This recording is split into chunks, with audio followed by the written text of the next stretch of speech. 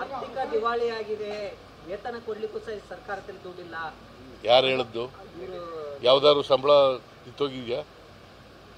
Pension ನಿಂತೋಗಿದ್ಯಾ?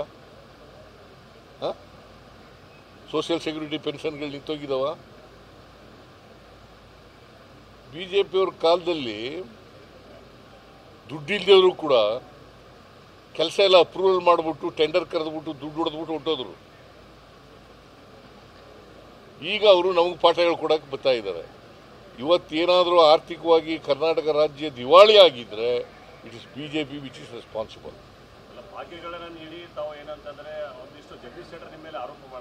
Jagadish Shettar ಇರುವಾಗಲೇ ಹಾಳಾದ್ದು ಎಲ್ಲ. ಬಸವರಾಜ ಬೊಮ್ಮಾಯಿ, ಯಡಿಯೂರಪ್ಪ, ಜಗದೀಶ್ ಶೆಟ್ಟರ್ ಇರುವಾಗಲೇ ಎಲ್ಲ ಹಾಳಾಗಿರೋದು.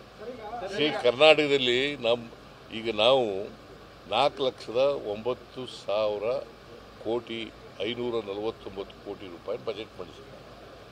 ಹಿಂದಿನ ವರ್ಷ ಎಷ್ಟು ಮಂಡಿಸಿದೆ? 3,71,000 ಕೋಟಿ ಬಜೆಟ್ ಮಂಡಿಸಿದೆ. ಅಂದರೆ ಸುಮಾರು ಎಷ್ಟು ಜಾಸ್ತಿ ಆಯಿತು?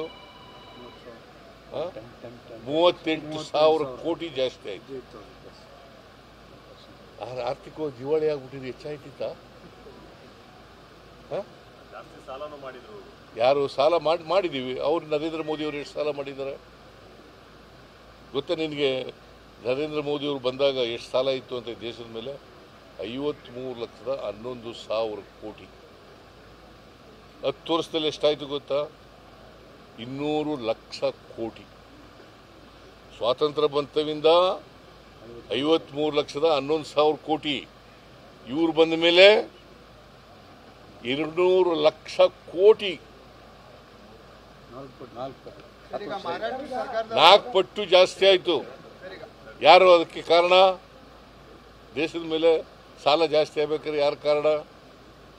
ನರೇಂದ್ರ ಮೋದಿಜಿ. ನೀವು ಅದನ್ನು ಹೇಳೋದೇ ಇಲ್ಲ, ನಿಮಗೆ ಗೊತ್ತೂ ಇಲ್ಲ, ಪಾಪ